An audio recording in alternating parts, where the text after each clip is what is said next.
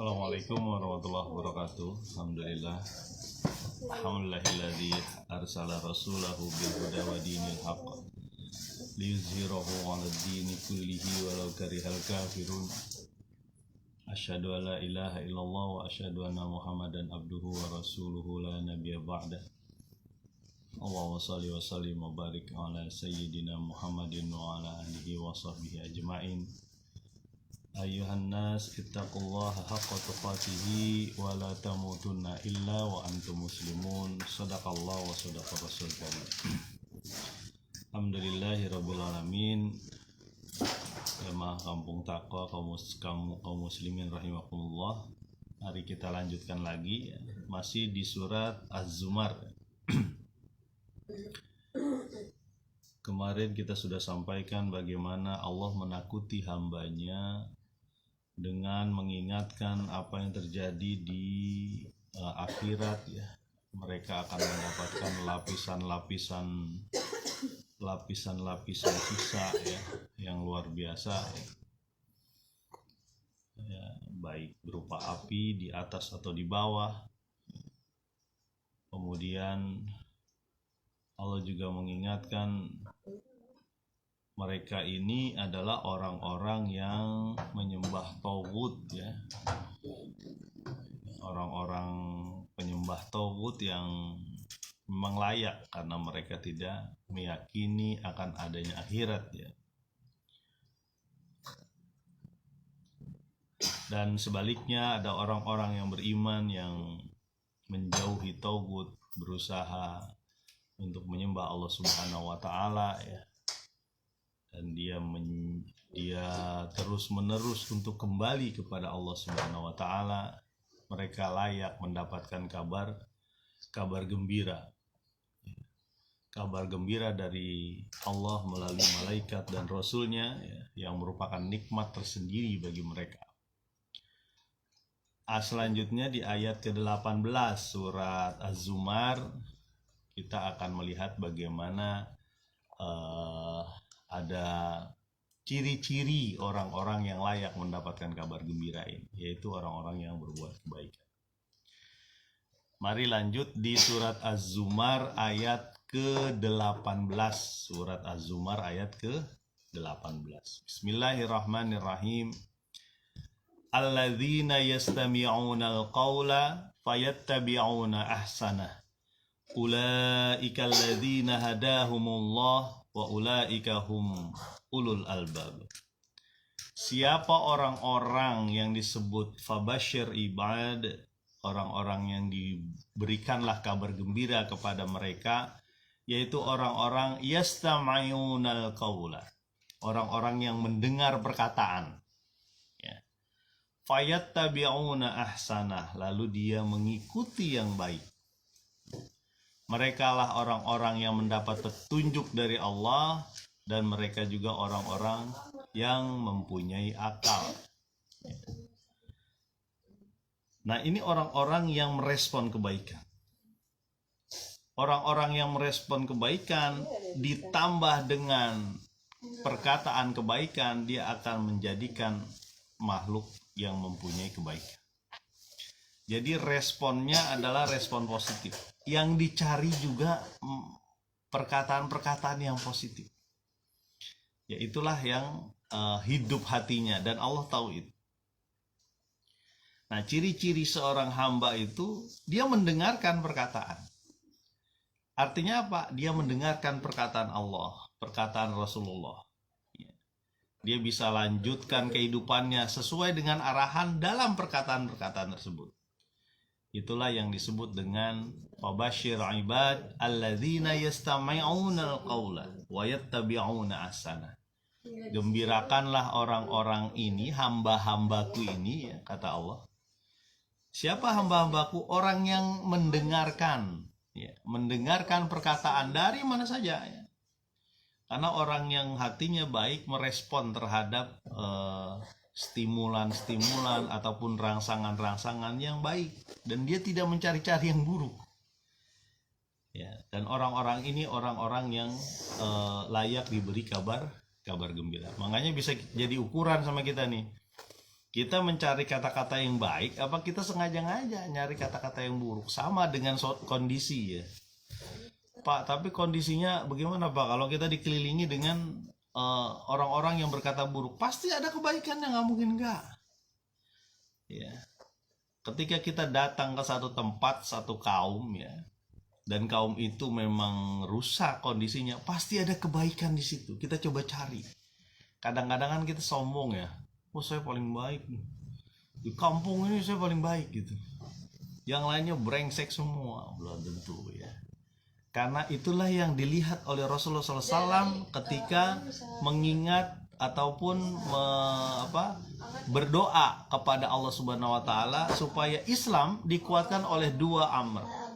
Yang pertama Umar bin Khattab, yang kedua Amr bin Hisham Abu Jahal. Rasulullah melihat potensi juga ini. Potensi siapa? Potensi orang-orang yang dua-duanya memusuhi Rasulullah pada saat itu. Tapi Rasulullah tahu bahwa mereka punya potensi untuk berbuat kebaikan. Dan Allah mengabulkan Umar bin Khattab, bukan Amr bin Hisham. Nah, jadi di satu sisi Rasulullah juga sebagai peneliti manusia ya kalau saya lihat ini. Kenapa? Karena dia bisa ngelihat itu. Wah, ini kayaknya dua-duanya ini ada yang bisa diambil untuk menjadi pejuang-pejuang muslim. Dan itu terkabul oleh Umar bin terkabul oleh Allah, dikabulkan oleh Allah, dan yang masuk Islam adalah Umar bin Khattab.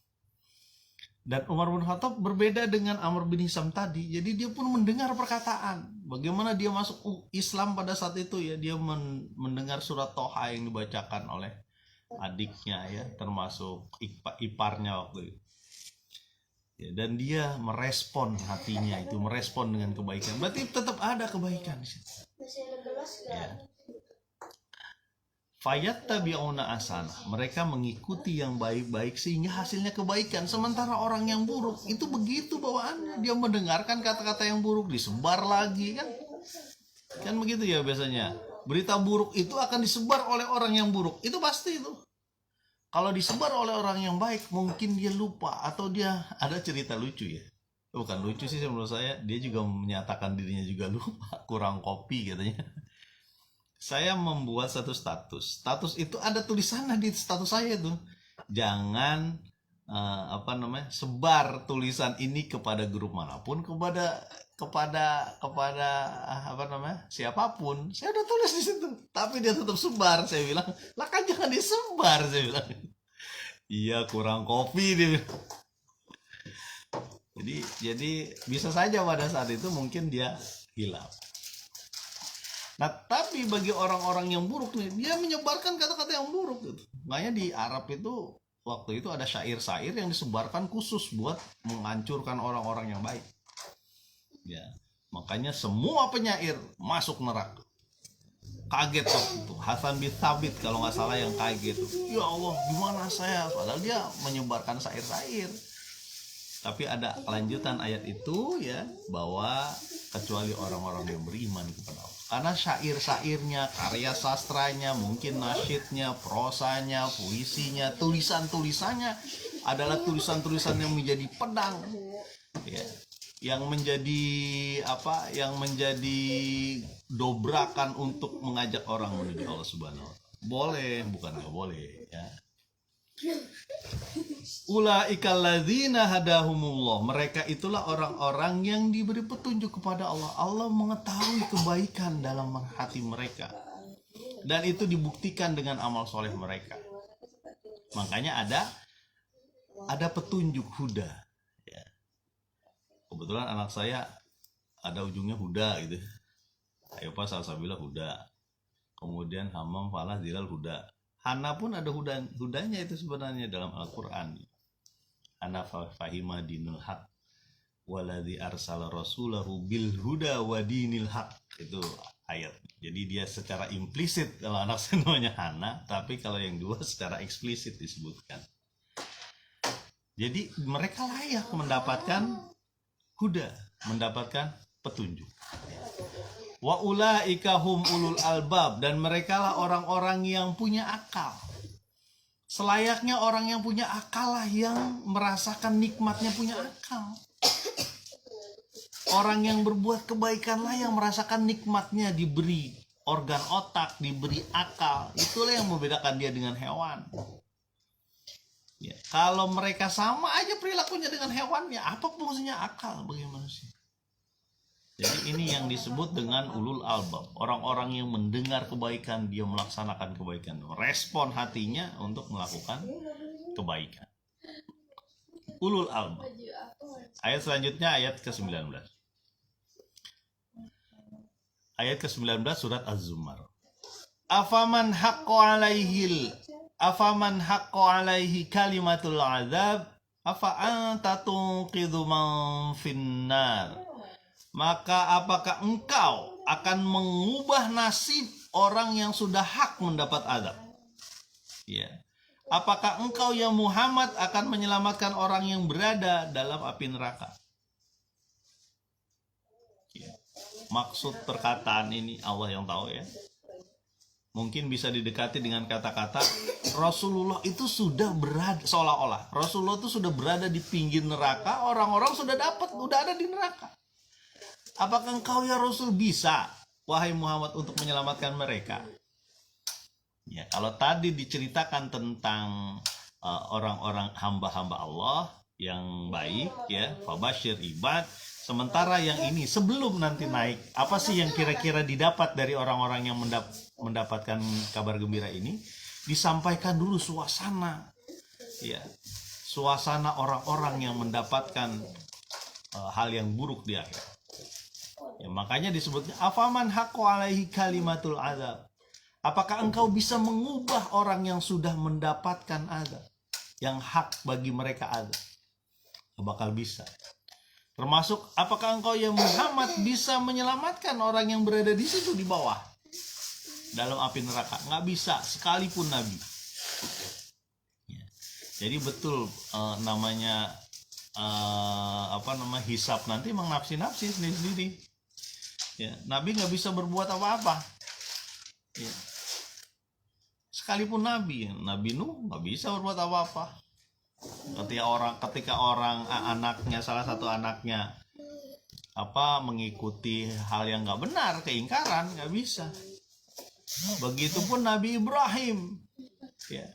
Ketika Nabi Ibrahim mengajak ayahnya, ya, atau dalam riwayat lain disebutkan sebagai entah pamannya atau ayah kandung atau ayah yang dianggap ayah, ya, Azar, nggak bisa, nggak ada kesempatan apapun untuk membela. Memang kita sendiri, dan di saat inilah, pada saat ini di dunia ini. Jadi Nabi Muhammad SAW pun nggak bisa. Ya. Ada memang spesial kata-kata syafaat dari Nabi SAW. Tapi itu untuk orang-orang yang beriman, yang mengeluarkan salawat, yang mengeluarkan lagi di rumah sakit. Hari ini insya Allah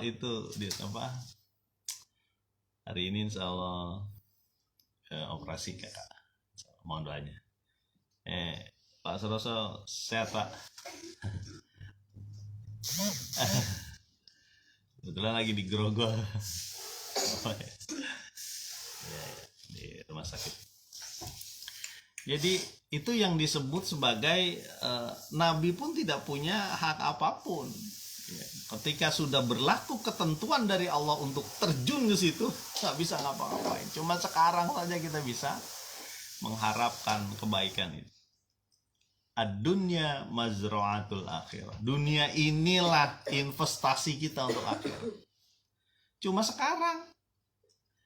Nunggu nanti ketika idza balaghatit taraqiya wa qila man raq. Ketika sudah sampai di tenggorokan nyawa ini, di kerongkongan, ditanyakan pada dia, siapa yang bisa menyembuhkan Anda? Siapa yang bisa menyembuhkan Fir'aun ketika keselak air laut? Nggak ada. Begitupun Namrus, begitupun Qarun yang punya harta demikian banyak. Ketika diberikan azab oleh Allah, nggak ada yang bisa menahan.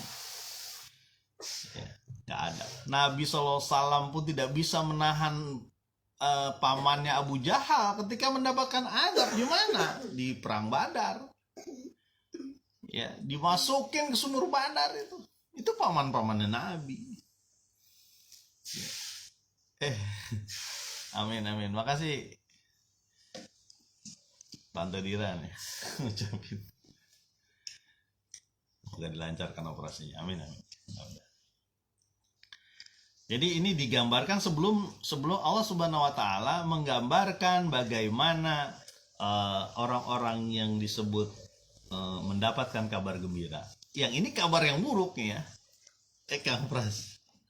Selamat datang Kang Pras. Mau kemarin nanti katanya. Kalau jadi ya. Kita lanjut ke ayat ke-20. Jamaah Kampung Takwa rahimakumullah. Astannya nggak disebut soalnya lagi nggak di astan ya. Dimanapun Anda berada, dimanapun Anda melihat. Ayat selanjutnya ayat ke-20 surat Az-Zumar. Lakinil ladzina taqaw rabbahum lahum ghurafun min fawqiha ghuraf mabniyatun tajri min tahtihal anhar wa'adallah la yukhlifullahul mi'ad. Tetapi orang-orang yang bertakwa kepada Tuhan mereka, takut kepada Tuhan mereka, mereka mendapat ghuraf. Tetap ceria namanya. Amin. Namanya ceria terus. Kalau cemberut kan lewatan deh, repot lah. Ngopi dulu, Mas Pras. Jadi lakinil ladzina taqaw rabbahum lahum ghurafum min fawqiha ghuraf. Bagi orang-orang yang bertakwa takut kepada Allah Subhanahu wa taala, mereka mendapatkan ghurfah. Tempat yang tinggi, bisa diartikan sebagai kamar yang standar, lux, bukan standar malah. Lux superior. Baik di atas, di bawah, berlapis-lapis. Saya ngebayangkan tuh berarti istana itu. Ya. Ghurfah itu memang artinya sih kamar ya. Tapi di sini disebutkan kamar dengan bahasa-bahasa yang menyenangkan. Bukan yang disebutkan sebelumnya, api yang berlapis-lapis gitu. Jadi dilapisi api, Masya Allah. Kayak burger gitu, dimakan orang gitu. Atasnya api, bawahnya. Kita di tengah-tengah diembat lah sama orang. Tapi kalau ini Allah memberikan gambaran akan ada kamar-kamar, tempat-tempat yang tinggi yang diberikan Allah Subhanahu wa taala. Bagi orang-orang yang tadi tuh, Fabasyir ibad, ya. Mabniyatun tajri min tahtihal anhar, di bawahnya mengalir air sungai yang begitu indah, begitu jernih, begitu nikmat. Ya. Gambaran gambaran surga lah ya. Ya, walaupun Nabi pernah menyebutkan bahwa di surga ada jenis surga sungai dari susu dan sebagainya yang manis, setelah minum tidak pernah ada haus lagi di situ misalnya. Tapi ini gambaran istana, gambaran hayalan kita. Makanya kata Nabi yang namanya kenikmatan surga tak pernah dilihat oleh mata, tak pernah didengar oleh telinga, dan tak pernah terfikir oleh akal kita. Ada satu kisah seseorang yang mendapatkan siksa dalam neraka ya. Lalu diselamatkan oleh Allah. Mungkin ada satu amalnya yang menyelamatkan dia sampai di surga. Ketika sudah dicelup dalam telaga Kautsar namanya ya. Telaga yang ada di surga ya, selain salsabil ya, ada salsabila. Kemudian ketika mendapatkan kenikmatan surga, ditanyakan kepada dia, berapa lama kamu di neraka? Oh, sebentar, dia bilang. Padahal di neraka dia disiksa, dihancur-hancurkan. Tapi ketika dia mendapatkan surga, sebentar. Jangan dibandingin ya, kalau dibandingin bahaya ini. Ya. Dibandingin dengan keadaan di neraka, waduh lo nggak bisa. Orang neraka itu sampai ngiri sama orang surga itu, sampai ngomong, wahai orang-orang surga, kalau bahasa kita, ente kan temen aneh. sampai batuk. Ente kan teman aneh, tolong kirim dong makanan dari sana, minuman kayak apa yang diberikan Allah dari sana gitu. Jadi dialog loh. Dialog itu berarti saya bayangkan mungkin ada satu gambaran di surga itu, atau ada satu tempat di surga itu, orang surga bisa ngeliat neraka, orang neraka bisa ngeliat surga sambil minta-minta mungkin mereka. Tolong itu kirimin. Apa kata orang surga? Nggak bisa, sudah berlaku ketentuan. Surga nggak bisa menolong neraka. Orang-orang surga nggak bisa menolong neraka. Alhamdulillah, jangan sampai itu terjadi pada kita ya. Kita berlindunglah pada Allah tuh. Kembali lagi, gambaran di surga ada mengalir sungai-sungai. Sering kata-kata tajrimin tahtihal anhar. Mengalir di bawahnya sungai-sungai. Orang yang berada waktu itu ketika Rasulullah SAW diutus di Mekah waktu itu, suasana itu terasa bagaimana sungai begitu dirindukan di sana.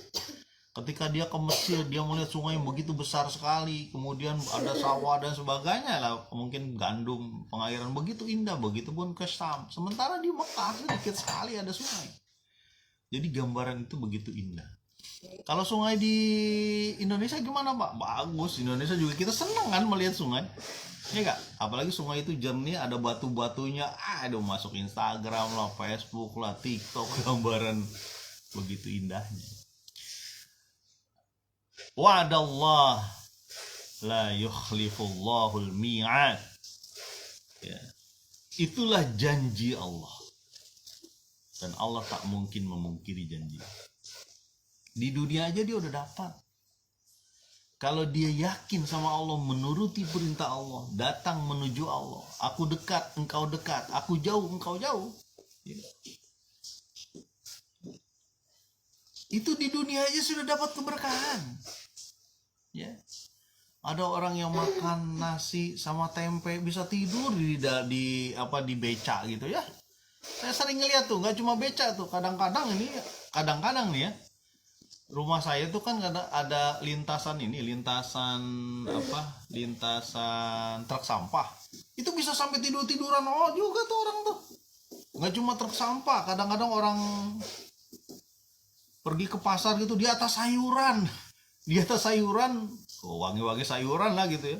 Tidur, mereka bisa tidur. Mungkin makanannya pakai apa ya? Tapi ada orang yang mungkin bermiliar-miliar dia punya uang, tapi belum bisa nyaman tidurnya. Tidur itu satu kenikmatan loh, asal jangan kelebihan. Ini kalau ini cerita pribadi ya. Untung nggak ada yang tersenyum di sebelah kiri saya. Soalnya memang tidur itu suatu kenikmatan. Banyak orang yang butuh obat pil tidur kan, karena dia mungkin banyak pemikirannya sono sini. Ya, itulah yang terjadi pada Umar. Ketika Umar bin Khattab datang seorang utusan dari satu negeri, ditanya di mana istana Umar, nggak ada istana Umar. Di mana Umar? Tuh di situ tuh. Atau seseorang ditunjukkan emperan masjid Madinah, ya. Dilihat Umar lagi tidur di situ, nggak ada pengawal kawan. Dia tidur aja di masjid. Makanya saya setuju kalau masjid itu bisa buat tidur. Gara-garanya sering tidur di masjid itu Pak Arwan. Iya juga sih. Soalnya masjid itu kan menyamankan. Nanti dia ngiler Pak Arwan. Ya kita bersihin lah, gimana caranya lah. Itu fungsi kita sebagai pengurus, sebagai jamaah. Jangan ada tulisan begitu tuh. Ya. Kata-kata yang menurut saya kurang inilah. Dilarang bawa anak-anak ke masjid. Ya. Masjid bukan untuk tempat tidur. Rasul aja tidur di masjid. Ya. Umar aja tidur di masjid. Ya. Dengan alasan apa? Mungkin alasan jadi kotor, jadi najis dan semuanya. Kita bersihin lah. Nabi aja gak marah, masjid jadi kencingin. Ya kan? Nabi gak marah, masjid jadi kencingin. Siram aja. Karena dia gak ngerti. Jadi kembali lagi ya, bahwa di dunia ini Allah sudah memberikan kabar gembira dan sudah dirasakan. Ya, orang yang mengikuti kebaikan ketika mendapatkan perkataan-perkataan, makanya betul ya. kita sebagai orang yang berusaha untuk mengubah diri kita, keluarga dan masyarakat, itu harus ngomong pakai lisan, karena Nabi juga lisan juga selain amal perbuatan. Kan ada yang ngeles begini, ini ngeles kalau menurut saya mah nggak mau ngomong Pak, kalau untuk urusan kayak gitu nafsi aja dah, yang penting saya datang musola ke apa gitu, bayar sedekah lah, zakat, berbuat baik dengan orang lain. Saya nggak mau ngomong masalah ini. Ya nggak bisa, orang lain itu ngomong masalah kejahatan. Ya, keburukan tuh ngomong, disampaikan setiap saat, disampaikan di medsos, di media apa, itu semua disampaikan lah. Orang-orang yang baik diem aja. Ya, ada tetangganya nggak bener, kita diem aja gitu. Biarnya saya sabodo teuing, nggak mau tahu. Nggak bisa sampaikan. Ya. Kenapa? Karena ini bagian dari kita, watawasau bil haq, watawasau bis sabr. Jadi ciri seorang beriman, orang yang tidak rugi di dunia adalah dia menyampaikan kebenaran, menyampaikan kebaikan, disampaikan gitu, balikan ya walau ayat. Jangan sampai enggak, diem aja gitu. Lah, sampai ini dengan baik-baik lah. Jangan, kafir, nggak pernah sholat lo, wah, nggak boleh kayak gitu kawan. Datang orang-orang bawa duit untuk sedekah, dia mau munafik biar dilihat orang. Jangan begitu. Alhamdulillah dia datang, mudah-mudahan niatnya nanti semakin lurus gitu. Jangan bawaannya nyinyir wae sih ya. Allah tidak akan memungkiri janji ya, mudah-mudahanlah kita sama-sama terus-menerus bergerak terus, mendengarkan perkataan yang baik terus, dan mengucapkan perkataan yang baik. Man kana yu'minu billahi wal yaumil akhir falyakul khairan aw liyasmut. Ya, kalau orang maaf. Kalau beriman pada Allah dan hari akhir, maka ngomong yang baik atau diem, nggak usah ngomong. Kalau akhirnya ngomongan yang keluar adalah omongan yang buruk, omongan penghinaan, omongan membuat orang menjadi rendah, ya, jangan sampai kayak gitu. Mudah-mudahan bermanfaat. Subhanakallahumma wa bihamdika asyhadu alla ilaha illa anta astaghfiruka wa atubu ilaik. Assalamualaikum warahmatullahi wabarakatuh.